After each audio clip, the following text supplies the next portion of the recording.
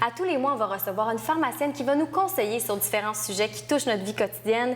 Joliane Béguin, pharmacienne, bienvenue en studio. Merci beaucoup. Et là, vous allez être là avec nous une fois par mois. Alors, on aimerait apprendre à vous connaître parce que pharmacienne, on sait qu'on va souvent à la pharmacie pour avoir des réponses à nos questions. Les médecins, des fois, c'est difficile d'avoir des réponses et vous êtes là pour nous. C'est quoi votre expérience un peu? Moi, je suis pharmacienne salariée, donc je travaille dans une pharmacie à Laval, dans le quartier de Sainte-Dorothée. Je suis pharmacienne depuis plus de 10 ans, donc j'ai eu le temps d'avoir de l'expérience. Beaucoup d'expérience. Oui, puis je suis aussi maman, donc avec tout ça, je vis aussi la réalité là, au quotidien des gens qui veulent avoir des conseils pour la famille, pour les amis, pour les enfants, donc, et pour eux-mêmes, évidemment. Donc, Et des petits bobos qui arrivent. On veut éviter les mauvaises surprises. Parlant de mauvaises surprises, avec la rentrée scolaire, on a parfois des petits problèmes de pouls. Je pense que c'est un des sujets dont tu vas parler. Oui, en effet, malheureusement, à la rentrée, il y a beaucoup de belles choses, mais aussi des petits bobos qui arrivent. Et on pourrait dire que la rentrée, c'est presque la saison officielle du pouls. Mais pourquoi? C'est ça que je me posais.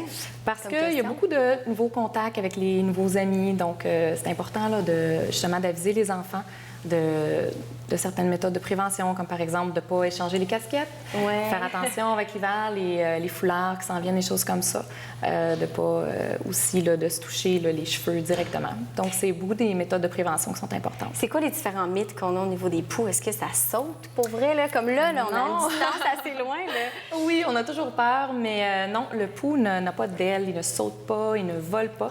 Donc, c'est vraiment directement. C'est un mythe, donc c'est vraiment des contacts directs. Donc, le pouls ne vit pas non plus sur les animaux. Donc, c'est vraiment seulement des contacts humains.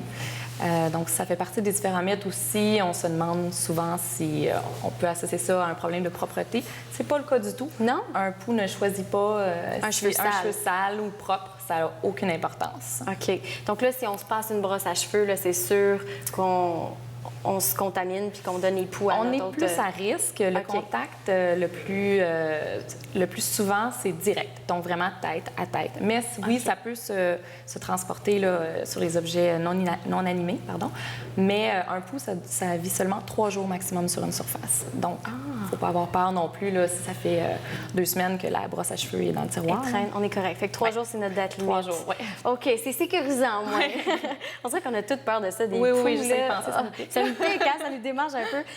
Fait que c'est ça, tout au long de la saison, tu vas nous parler de d'autres sujets, également des conjonctivites, des infections qui arrivent fréquemment. Oui, ça aussi, ça arrive aussi beaucoup à la rentrée, entre autres. Donc il y a des conjonctivites virales, il y a des conjonctivites bactériennes. Donc, important parfois de reconnaître certains symptômes qui peuvent être graves. Ils vont demander une référence rapidement pour voir le médecin.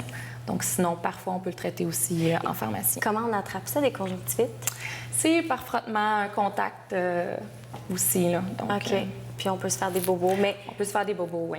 Mais on peut guérir, alors il ne faut pas stresser. Oui, on peut guérir, mais il s'agit de juste agir de la bonne façon. OK. Et les problèmes de sommeil chez l'enfant? Oui, problèmes de sommeil. Peine d'en parler. Associé beaucoup à la rentrée aussi, les enfants qui sont plus stressés, c'est nouveaux amis, nouvelles classes, nouvelles responsabilités. Donc, ça aussi, ça peut être un petit peu plus difficile pour l'enfant. Donc, les enfants vont avoir différents symptômes, des fois des maux de ventre, problèmes de sommeil. Ah oui? Oui. Oh, des petits maux de ventre. Oui. Et également, le rhume et la grippe, tu vas prendre la peine d'en parler. On dirait qu'on est toujours mêlés. J'ai-tu un rhume ou une grippe? Oui, avec la saison froide qui arrive, c'est sûr qu'on va tomber en pleine période de ces virus-là. Donc oui, je vais vous parler de la différence entre le rhume et la grippe, comment les différencier, comment les prévenir idéalement le plus possible. Puis malheureusement, si on ne s'en sort pas, comment les traiter, se soulager le plus possible. Et savoir que, encore une fois, ça se guérit. Ça se guérit, mais c'est sûr que la grippe, ça peut être plus problématique. Donc de là l'importance, surtout sur la population à risque, de le traiter. Et rapidement, vous allez nous proposer quelques conseils pour aller prendre du soleil aussi. Oui, parce qu'il y a des chanceux, quand il fait froid, il y a plus de gens qui veulent partir au soleil.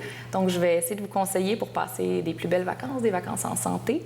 Donc, autant au niveau de la prévention, il y a certains vaccins, aussi autant de votre trousse voyage. Donc, il y a des choses qui seraient importantes de ne pas oublier. Non. Donc, ça peut parfois faire toute la différence une fois qu'on est loin de la maison. Exactement. Puis une fois qu'on est blanc aussi, il faut faire attention. Oui, tout à fait. Pas y aller trop fort parce qu'on est trop excités. Merci beaucoup, Joliane. Ça a été un plaisir. On se retrouve à la Vallée Compagnie dans quelques semaines. Parfait.